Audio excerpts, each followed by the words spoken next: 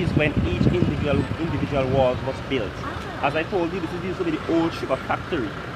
So just to utilize the building and preserve the walls, another still was built around the walls.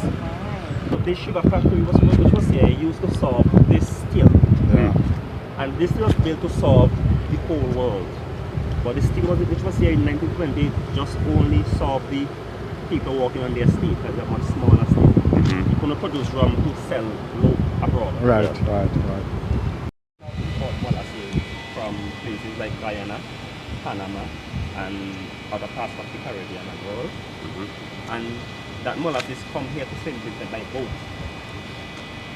The truck in front I showed you is responsible to bring that molasses from Kingston right here in Georgetown to this distillery. Now, as I mentioned before, a much smaller still was here in 1928, which Mr. Balcom used to own. It was right here at this building here. You see where this building is right now? The still was right here. This tank used to be the old tank in 1920 as storage for this still. Okay. As you can see, it's very old, it's an antique. You can see from how it looks. Now, importing molasses can run at a loss or gain, because not all molasses has high sugar content, and the sugar content in the molasses is what determines how much rum can be produced from that. Yeah. Sometimes we import molasses from Guyana. The cane juice is burned so much that the sugar content is very low. And then when you buy that molasses, you can't know that until you test the molasses, and then much rum can't be produced. High up in the mountains into our reservoir. That is just an overflow to indicate whether the tank is full or it's low. If that overflow does not happen, then we know something is blocked somewhere. So we gotta go and check that out and make sure that it's overflowing. Because we don't want that tank to get low, because that tank is what we use to serve the boiler as well. The boiler is powered by diesel. It's diesel power fuel. That is our diesel tanks right there on my left. To power our boiler. This boiler is what we use to extract the alcohol content from the molasses. As I mentioned before, the boiler pulls water from our reservoir, then fire is added to that water, and then heating water is put to steam, and the steam goes all the way under the steam to that line right there. Yeah, so that's steam going there right now. And that steam extracts alcohol, the alcohol from water. Our filtration system that filters the water before it goes into the boiler, and that is our chemical treatment system for the water before it goes into the boiler. All our water here is treated before use.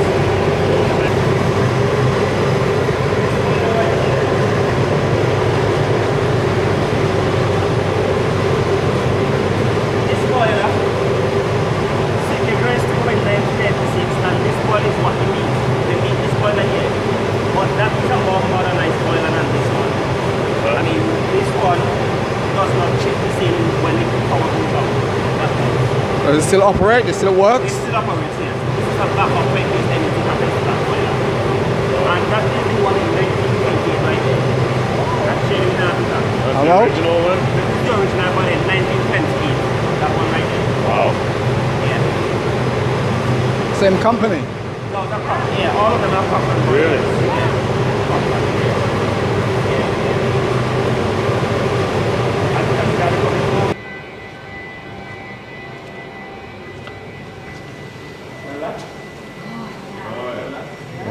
That is the smell of fermentation and distillation at the same time. Because rum just don't come like that. There are two processes we have to take before making any rum.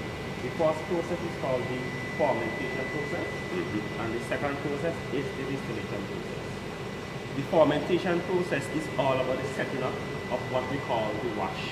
The wash is molasses, the actual raw molasses, mixed with water, yeast, and nitrogen, combine all those things together, and that is what we call the wash. And that wash is set up into our stainless steel vats. Straight ahead, we have 6 vats straight ahead of me, and we have 4 in that room on my left. Now, when we add the yeast to the molasses and nitrogen, the yeast starts an activity, a boiling of activity. A boiling of activity. And that activity lasts for about at least 42 hours. And when the activity dies down, that means rum alcohol is right there, just waiting to be pulled out of that. Waiting to be distilled. This is actually the wash right here. This is the first place the wash enters before any distillation can take place. We have two tanks straight ahead. The big one is called the analyzing column. The column straight ahead of me. The big one is called the analyzing column, and the smaller one is called the rectifying column. The wash enters the analyzing column. We're only named to analyzer and rectifier. The wash enters the analyzing column, where the steam is added to that, and then it transfers over into the rectifying column, where more steam is added, and only in that column is where the actual alcohol is separated from the wash.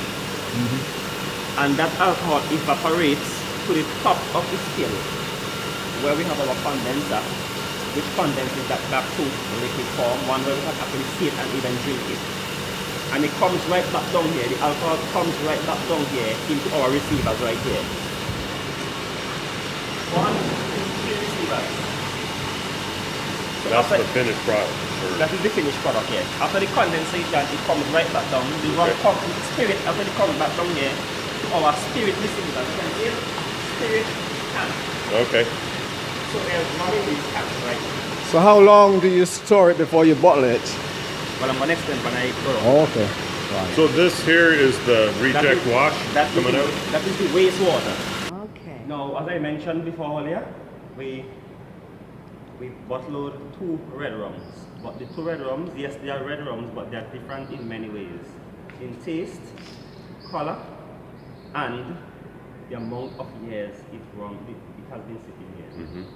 And the amount of years the rum has been sitting in these cars is what we use to determine what kind of rum we are going to bottle. For instance, we use only an 8-year-old barrel and older for a captain blind. If the barrel is not 8 years, then we cannot use this for a captain blind. Wow. And we use only a 5-year-old cask and older for Sparrow. What codes do you use to determine the age? Is there a code that you know how old it is? We date all our barrels. Oh, okay. Right.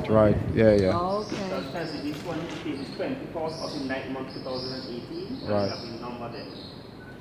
You see? So this is what we use to say, well, how Determine, long yeah. the barrel is. Yeah.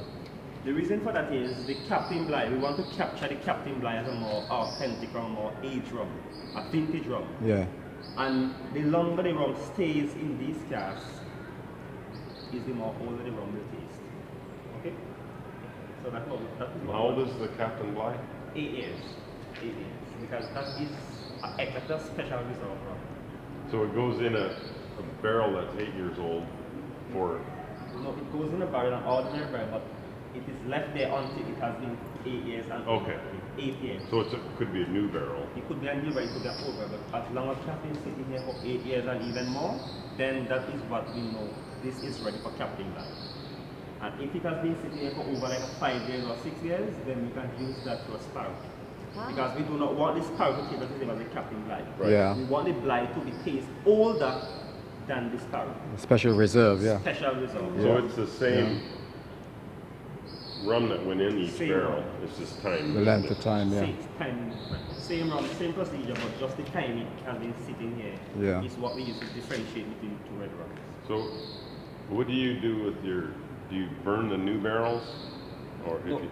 No, what kind? We import them, don't burn already. Okay. We import them like that. Okay. Where do they come from? Kentucky. About 2 years ago.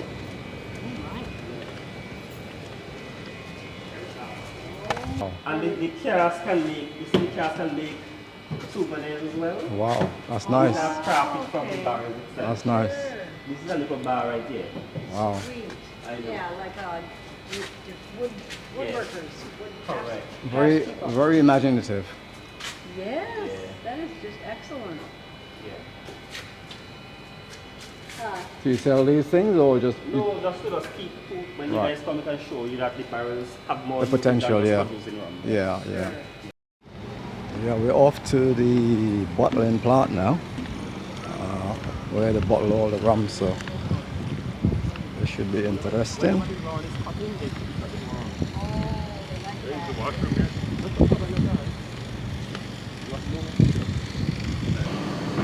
So this is our bottling plant where all of our bottling takes place. Unfortunately, this part is not in any work in progress right now, but we have another section that I will show you when we're finished with this part. But we are doing the bottling on this machine today. We bottled strong rum yesterday, but I just would like to just give you a quick simulation of how the machine works. This is the filler and this is the label. But before we get to that, I was like to show you how the rum comes from my rum bun wrong there into this bottling plant. It comes from all the way where we were, wrong there, to that line, right up there. Yes. And into our blending tanks. These are our blending tanks now. They're different. Because we bottle Sunset on a more high and larger scale, because Sunset is one of the most selling rum here in St Vincent. And we bottle that very rapidly and on a much larger scale than any other rum that we produce here. This is the Sunset blending tank.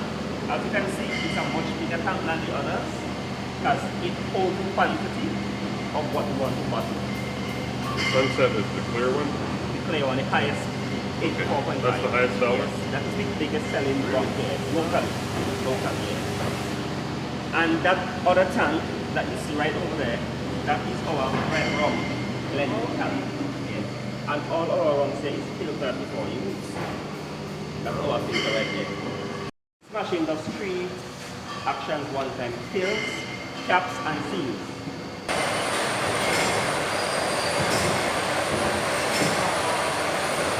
How many bottles a day can you actually produce? When we bottle Sunset, we produce 26 pallets of rum in 2 days on this machine.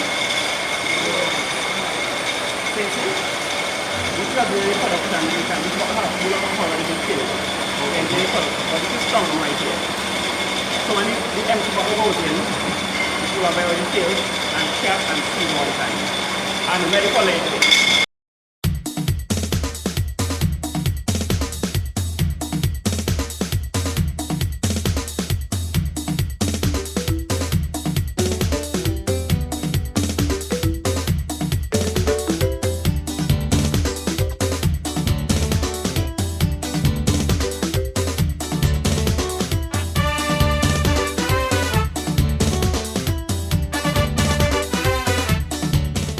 This is the 1 liter. So big it is?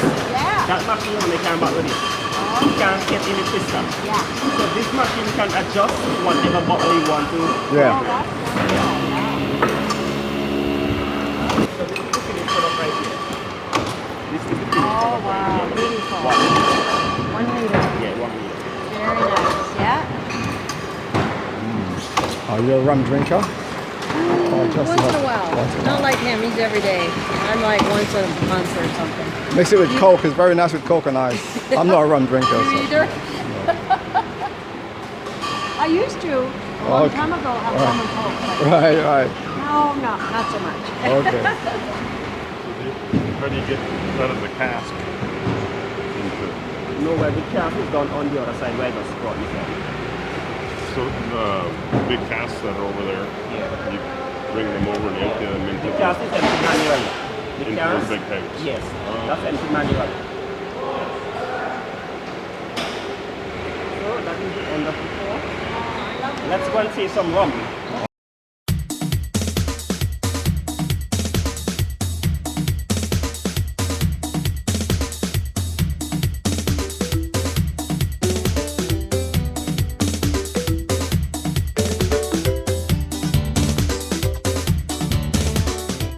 The punch you used to make like 10 years ago was better. I know. Well, I don't know what they've a lot of added to it this time. ingredients that they used to put in there is not available Right, right. right now. Rum and Pepsi, rum and Coke. I want a rum to soothe me throat. Rum and coconut water. Rum and soca. It's rum till the carnival done. carnival done. Light rum till the carnival done. Dark rum till the carnival done. Drink this with your heart out. Oh. What's the water with it?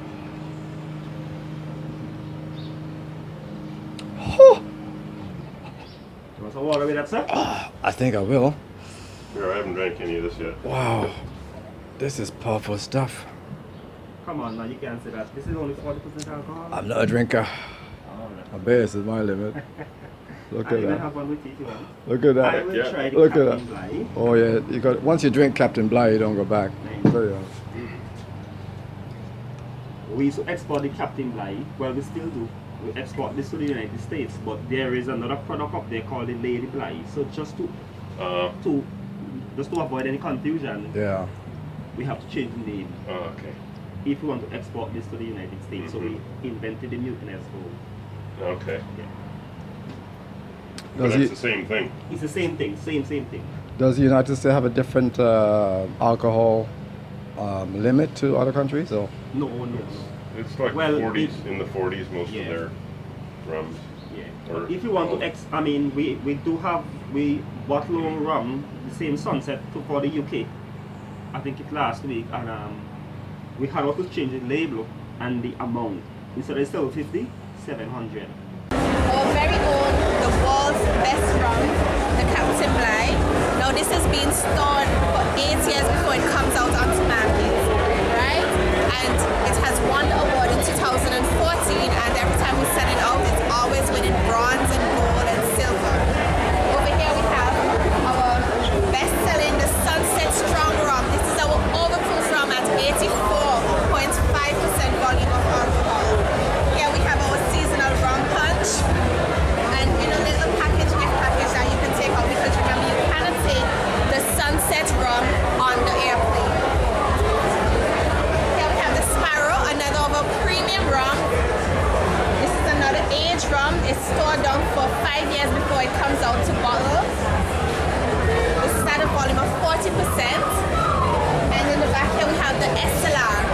This is just a little cocktail drink, a lighter version.